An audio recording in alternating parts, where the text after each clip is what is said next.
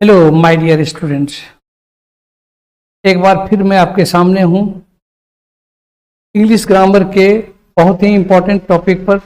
वो है आज वॉइस की हम चर्चा करेंगे। वैसे तो आपने बहुत सारे वीडियो इस बारे में देखे होंगे, लेकिन एक बार आप इस नियम को देखें, इस तरीके को देखें, तो आप बिल्कुल इस पर कमांड हो जाएगा आपको। उसके बाद आप फिर दूसरा वीडियो देखना पसंद नहीं करेंगे। इसमें थोड़ी सी आपको प्रैक्टिस की भी ज़रूरत पड़ेगी और इस प्रैक्टिस से आपको परफेक्शन आएगा। आप जानते हैं प्रैक्टिस मेक्स परफेक्शन। तो इस जगह आपको हम फिर वहीं ले चलते हैं वॉइस की दुनिया में। तो चलिए, वॉइस का अर्थ आप सामान्यतः जानते हैं कि आवाज़ होता है, परंतु ग्रामर में इसका कुछ विशेष अर्थ होता है। वॉइस का प्रयोग सब्जेक्ट एवं वर्ब के संबंध को बताने के लिए होता है। इसको अंग्रेजी में हम ऐसे कह सकते हैं, voice is used to show a relation between subject and verb. तो कहने का मतलब इंग्लिश लैंग्वेज में ये जो वॉइस का जो नियम है वो असल में सब्जेक्ट और वर्ब के रिलेशन को बताने के लिए होता है कि कभी सब्जेक्ट हमारा डूअर होता है और वही डूअर कभी कभी ऑब्जेक्ट जो हमारा सब्जेक्ट हो जाता है। जब ऑब्जेक्ट इंपॉर्टेंट हो जाता है तो क्या होता है, अर्थात वॉइस को हम ऐसे भी समझ सकते हैं कि हम किसी बात को दो तरह से कह सकते हैं। एक होता है कि हम एक्टिव वॉइस में कहेंगे, एक होता है जिसको हम पैसिव वॉइस में कहेंगे। इसीलिए वॉइस दो प्रकार का होता है, एक्टिव वॉइस और पैसिव वॉइस। तो एक्टिव वॉइस और पैसिव वॉइस तो हम जानेंगे, लेकिन इससे पहले आप ये जान लीजिए कि इंग्लिश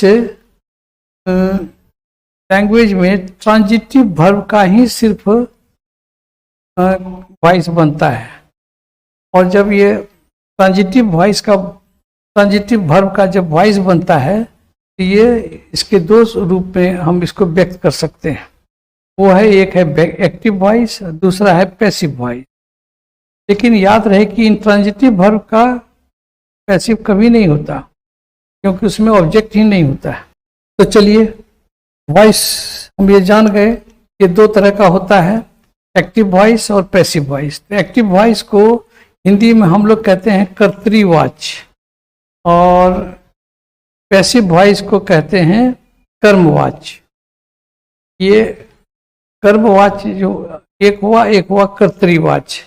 अब हम इसको आपको समझाना चाहेंगे कि ये कर्तरीवाच कर्मवाच आप जाने न जाने, लेकिन एक बात आप जरूर जानें कि एक्टिव का अर्थ होता है सक्रिय। तो ये सक्रिय कौन होता है, तो जब सब्जेक्ट सक्रिय रहता है तो एक्टिव वॉइस में होता है वाक्य, और जब सब्जेक्ट निष्क्रिय होता है तो वाक्य जो है पैसिव वॉइस में कहलाता है।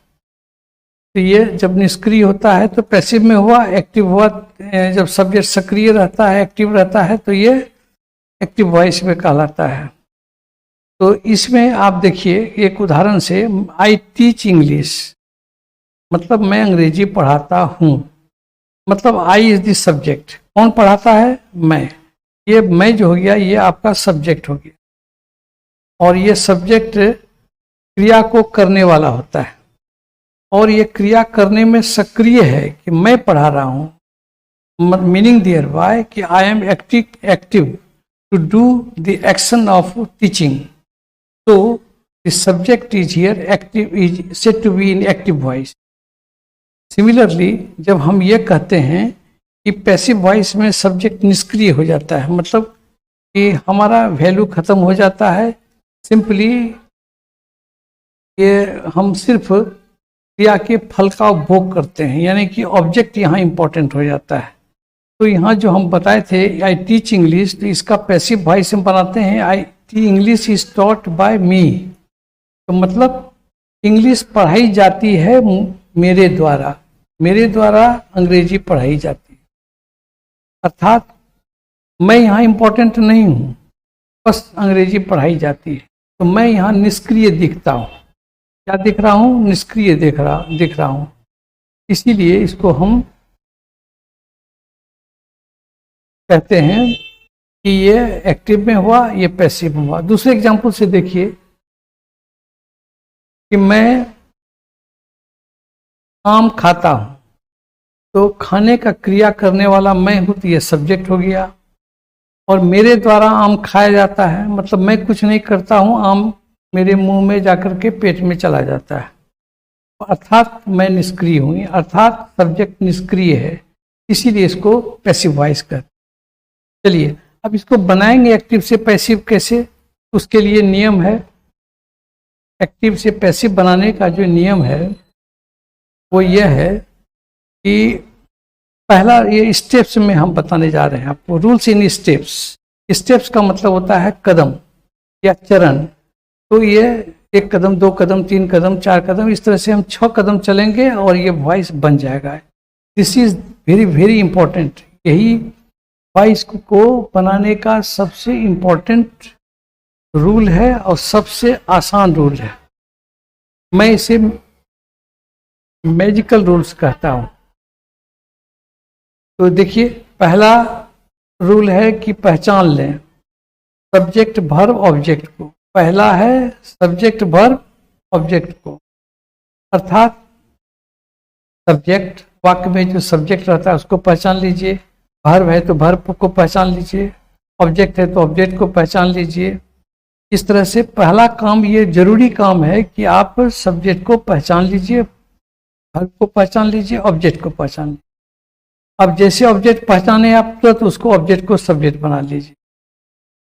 के बाद आपको टेंस के अनुसार वर्ब टू भी लगाना है। ये ध्यान देखिए, यहाँ बोल्ड किया हुआ है तो इसका बहुत ज़्यादा अर्थ होता है कि टेंस के अनुसार, हम कह रहे हैं टेंस, अलग अलग टेंस में अलग अलग वर्ब का रूप होता है, वर्ब टू बी का रूप। ये आपको इसी जगह दिमाग लगाना है, इसी जगह सोचना है कौन सा वर्ब टू बी हो, फिर आप तुरंत उसको बना देंगे आप मेन वर्ब का तीसरा रूप। ये आसान है। V1, V2, V3 आप जानते हैं, इसको आप भीतरी रूप ले लेंगे, बाय अपनी ओर से जोड़ देंगे। ये भी आसान है, कुछ नहीं करना है। एक्टिव वॉइस में बाय नहीं रहता है, पैसिव वॉइस में आपको लगा देना है। किसके बाद? मेन वर्ब के बाद। और फिर आपको अंत में सब्जेक्ट को ऑब्जेक्ट कर देना। जब आप सब्जेक्ट को ऑब्जेक्ट करेंगे, ध्यान रखिएगा कि अगर वो पर्सनल प्रोनाउन है, यानी कि I, we, you, he, she, it रहेगा, तो आप उसको ऑब्जेक्टिव केस में बदल दीजिएगा जब वो ऑब्जेक्ट की जगह पर जाएगा। ऑब्जेक्ट की जगह पर जाएगा तो ऑब्जेक्टिव केस में उसको बदल देंगे हम। तो कहने का मतलब आई का मी, वी का अस, यू का यू, ही का हिम। यहाँ आपको हम बता दिए हैं कि आई का मी, वी का अस, यू का यू, ही का हिम, सी का हर, इट का इट, दे का देम। ये पहले भी आप जान चुके हैं जब आपको हम ऑब्जेक्टिव केस पढ़ाए होंगे। तो चलिए, तो इस तरह से आप निम्न तरह से आप यहाँ क्या करते हैं, निम्न तरह से आप सब्जेक्ट को ऑब्जेक्ट में बदल लेते हैं। अब आगे चलिए, आप इसमें कुछ ट्रिक्स हमने बताए हैं। ये वर्ब टू बी जो है, ये बहुत इंपॉर्टेंट चीज़ है जो आपको समझना है कि वर्ब टू बी कौन कौन है। Is, am, are, was, were, be, been, being, been, ये जो है आपको वर्ब टू बी कहलाता है और यही बदलता है। वॉइस में सबसे इंपॉर्टेंट रोल इसी का है।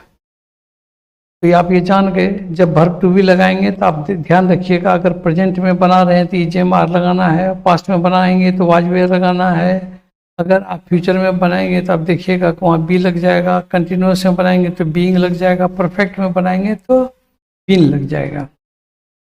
अब एक ट्रिक हम दे रहे हैं कि ट्रिक क्या है, देखिए ध्यान से। ट्रिक कहते हैं कि 1, 2, 3 नहीं है, 4 है, 5 है, 6 है। ये जो 6 स्टेप्स में जो हम 5 स्टेप चलेंगे वो ऑलवेज होगा। ऑलवेज का मतलब हुआ हमेशा। ये कदम आपको हमेशा चलना है, इसमें आंख बंद करके चलना है, कुछ नहीं करना है।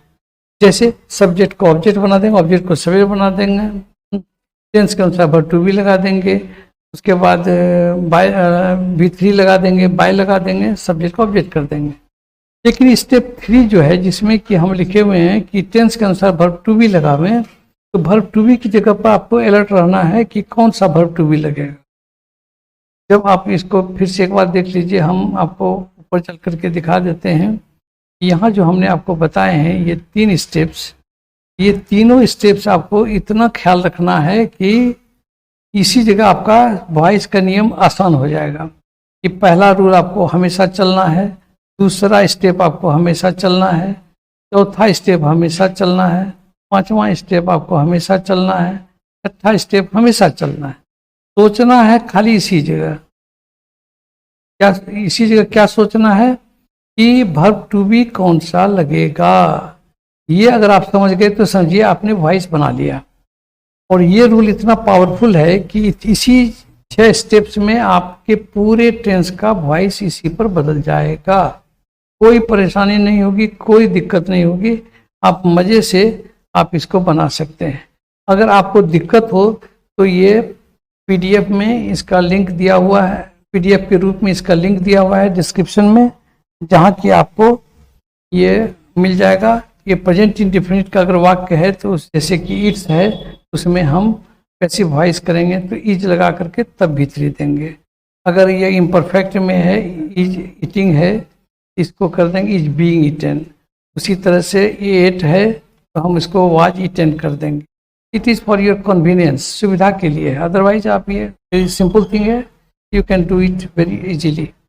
वाज ईटिंग है तो वाज बीइंग, जब भी आईएनजी देखिएगा तो आप बीइंग लगा दीजिए। हैड देख रहे हैं तो इसमें भीतरी रहता है तो हैड के बाद आपको बीन लगा देना है। विल ईट है तो इसमें आपको बी लगा देना है। देखिए इम्परफेक्ट का पैसिव वॉइस नहीं होता है, जब नहीं होता है इसे इसमें क्रॉस मार्क दे दिए हमने। हैव ईटन है तो हैव बीन ईटन। अब यहाँ भी आप थोड़ा सा और इसको सिंप्लीफाई कर सकते हैं। क्या सिंप्लीफाई कर सकते हैं? तो आप देखिए प्रेजेंट का याद रहेगा, आपको ईज लगा देना है। और जब भी आपको जितना भी इम्परफेक्ट है, प्रेजेंट इम्परफेक्ट रहे, जैसे कि ये प्रेजेंट इम्परफेक्ट को आप यहाँ ध्यान से देखिए, प्रेजेंट इम्परफेक्ट यहाँ भी है, पास्ट इम्परफेक्ट यहाँ भी है,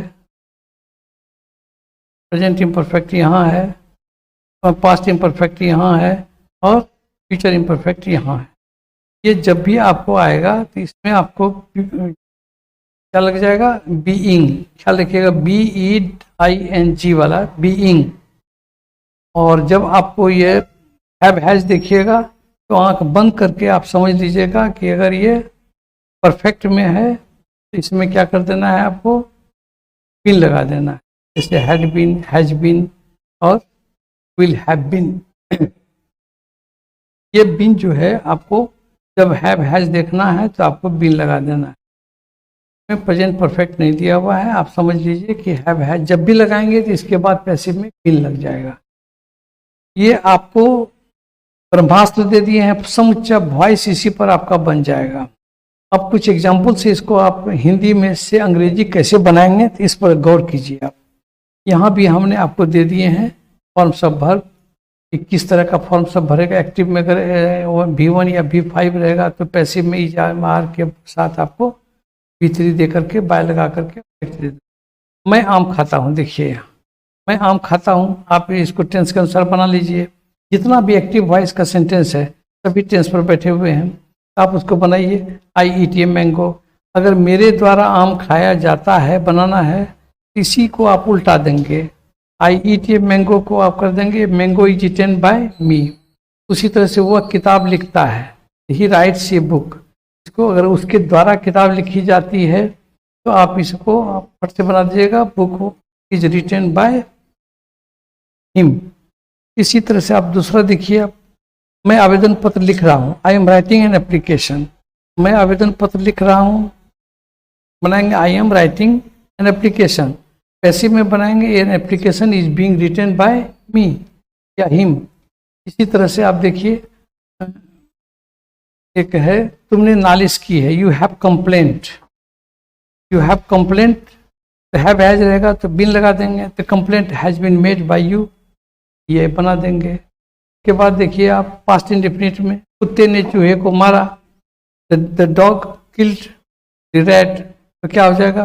कुत्ते के द्वारा चूहा मारा गया, the rat was killed by dog. इस तरह से हम देख रहे हैं कि पास्ट इंडेफिनिट बना लेते हैं हम। इसी तरह से अगर बीइंग रहेगा, मजदूर पुल बना रहे थे, the labour were building a bridge, the bridge was being built by the labourer. उसी तरह से आपको अगर परफेक्ट में रहेगा, यहाँ आपको कभी कभी दिक्कत होगी, आपको यहाँ बता दें हम, यहाँ आपको थोड़ा सा कन्फ्यूजन हो सकता है, लेकिन कन्फ्यूजन की कोई बात नहीं है। एक वाक्य से इसको देखिए आप, पास्ट परफेक्ट का, स्नान करने के पहले नौकर ने कमरा साफ कर दिया था। ये बड़ा सा सेंटेंस है, आप बड़ा सेंटेंस देख करके घबरा जाते हैं, आप घबराएं नहीं, आप इसको बनाएं। पास्ट परफेक्ट का सेंटेंस है तो क्या बन जाएगा, सर्वेंट, सब्जेक्ट इसमें है, कौन कमरा साफ कर दिया था, तो servant. The servant had clean the room, तो हैड क्लीन द रूम, यहाँ आपको हम बताए हैं, देखिए हैड के बाद भी3 दे दिए हैं। उसके बाद हम इसको जोड़ देंगे, स्नान करने से पहले, before bath. The servant had cleaned the room before bath. तो बिफोर के बाद जो भी चीज़ है उसको आप एज इट इज छोड़ दीजिएगा, उसको फिर आप पैसिव वॉइस में उतार दीजिएगा। स्नान करने से पहले नौकर के द्वारा कमरा साफ कर दिया गया था, अर्थात the room had been killed, object subject बन जाएगा, room had been killed by the servant. अब बिफोर बात जो लास्ट में था, उसको जो एडिशनल जितना भी बातें रहती है उसको आप सिर्फ सीधा सीधी उतार देंगे, उसको कुछ नहीं करेंगे, तो सेम उतार दीजिए। उसी तरह से पाठशाला जाने से पहले रसोइया भोजन तैयार कर चुका था, the cook had prepared food before going to school, अर्थात इसको में हम यहाँ तो लगा दिए बिफोर गोइंग टू स्कूल, इसको वैसे छोड़ देंगे तब बनाएंगे, the food had been cooked by the cook before going to school, यानी कि बिफोर के बाद कुछ भी रहे तो उसको कोई चेंज नहीं होगा, वो सीधा सीधी उतर जाएगा। इस तरह से आपके सभी सेंटेंस बन जाएंगे। शिक्षक हिंदी पढ़ाएंगे, यहाँ देखिए शैल विल रहेगा तो इसमें खाली बी दे देते हैं, ये बी खाली दे देते हैं तो ये आराम से ये बन जाता है। शिक्षक हिंदी पढ़ाएंगे, शिक्षक के द्वारा हिंदी पढ़ाई जाएगी। The teacher will teach Hindi, Hindi will be taught, यानी कि खाली बी दे दिए, ये ख्याल रखिए। तो आप इसी तरह से लास्ट वाला भी देखिए, सूर्यास्त से पहले, इसमें भी एक्स्ट्रा है, before sunset I shall have remembered my lesson, I shall have remembered my lesson before sunset, before sunset को आप खाली उतार दीजिएगा, इसमें कोई चेंज नहीं कीजिएगा, तो क्या हो जाएगा, मैं पाठ याद कर चुकूंगा, I shall have remembered my lesson, तो माई लेसन ऑब्जेक्ट हो गया, my lesson will have been remembered by me before sunset. इसी तरह से आप समुचित टेंस का वॉइस बना लेंगे। तो यहाँ एक बात आपको नोटेबल में बता दूं कि मैंने आपको बताया कि टेंस के 12 टेंस होते हैं, उसमें से 4 टेंस का नहीं बनता है। एक तीनों कंटिन्यूअस परफेक्ट कंटिन्यूअस को दिमाग में रखिए, present perfect continuous, past perfect continuous, future perfect continuous, इसका वॉइस चेंज नहीं होता, और एक फ्यूचर इम्परफेक्ट का भी चेंज नहीं होता।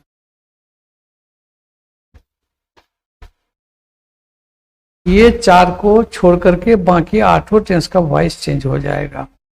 मैं आशा करता हूं कि आपको बहुत ट्रिकी ढंग से हमने ट्रांसलेशन के रूल्स पढ़ा दिए, अब आप इसको मज़े से बना सकते हैं। अब रही बात कि आप जितना भी ट्रांसलेशन हिंदी का होगा, हिंदी से अंग्रेजी बनाने की बुद्धि बता दिए। अगर परीक्षाओं में जो पूछा जाता है वो अंग्रेजी में वाक्य दिया रहता है, उसको आपको पैसिव में बनाना है, तो कैसे बनाएंगे, तो उसके लिए हमने रूल्स दिए हैं। तो रूल्स में आपको हम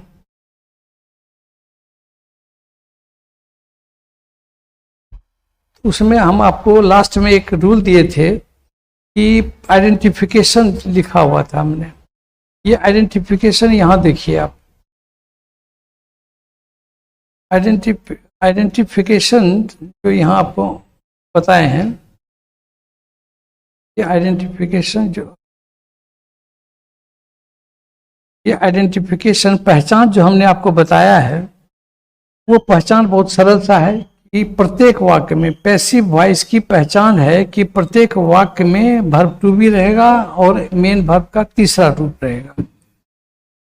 इसी पर आपको समूचा पहचान लेना है। कोई भी वाक्य, चाहे पेपर पढ़ें, मैगजीन पढ़ें, आप कोई भी अंग्रेजी पढ़ें, अगर आप देखें कि वर्ब टू बी का कोई रूप है और उसके साथ मेन वर्ब का तीसरा रूप है, तो फट से आप समझ जाइए कि ये पैसिव वॉइस में है।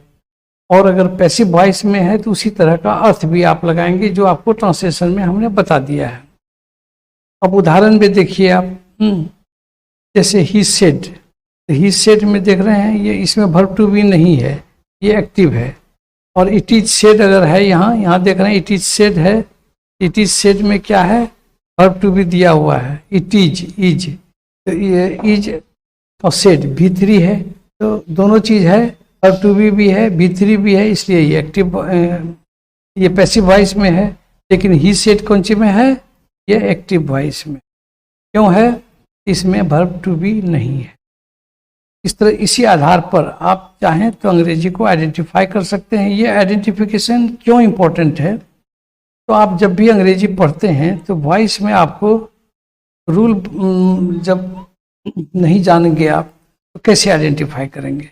और ये संयोग की बात है कि किसी ग्रामर में मैंने आज तक नहीं पढ़ा कि how to identify a passive voice, sentence of passive voice. अगर हम ये जानेंगे ही नहीं तो उसका अर्थ कैसे लगाएंगे। इसीलिए हमने ये ट्रिक निकाला है कि वर्ब टू बी और V3 रहे तो पैसिव होता है। आप इस एग्जाम्पल में देखिए, ये जो हम एक्सरसाइज 1 आपको दिए हुए हैं, एक्सरसाइज 1 में आपको हम दिए हुए हैं कि identify the following sentences and say whether they are in active और इन पैसिव वॉइस।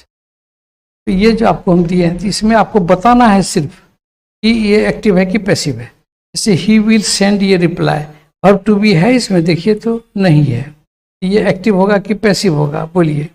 अगर वर्ब टू बी नहीं है तो ये इसमें एक्टिव होगा कि पैसिव होगा, आप अच्छी तरह समझ सकते हैं। टू बी नहीं है तो ये एक्टिव। अगर the peon rings the bell, अब देखिए इसमें भी आप क्या देखेंगे, ये ए बी है कि पी बी है, इसमें वर्ब टू बी नहीं है इसलिए ये एक्टिव वॉइस होगा। लेकिन आप यहाँ देखिए कि the gate was opened by the helper. यहाँ आप देखिए कि वर्ब टू बी है और ओपन V3 भी है, तो दोनों मिला हुआ है, तब इसमें क्या हो जाएगा, पी। इसका मतलब हो गया कि ये पी भी है। The task may be finished now, may be be भी है और V3 भी है, इसलिए ये पी भी हो जाएगा। है इस तरह से आप समझ गए। जब भी आप देखें कि वर्ब टू बी और V3 है तो पैसिव है, आँख बंद करके। ये आइडेंटिफिकेशन खत्म हो गया। अब यहाँ देख लीजिए, कुछ उदाहरण देख लीजिए। Ram loves Sita, Sita is loved by Ram. ये आप जब ट्रांसलेशन में जान गए तो आप इसको भी बना लेंगे। राम लव सीता तो क्या बन जाएगा, Sita is loved by Ram. He writes a letter, ये letter is written by him. इसी तरह से Ram is eating an apple is being eaten by Ram. इसी तरह से आप यहाँ देख लीजिए कि इसमें कभी कभी रहता है विल रहेगा तो हम बी हो जाएगा, हैव रहेगा तो बिन हो जाएगा। इस तरह से आप पारोड टेंस पर असर्टिव सेंटेंस के वॉइस बनाने के मास्टर हो गए। Thank you very much.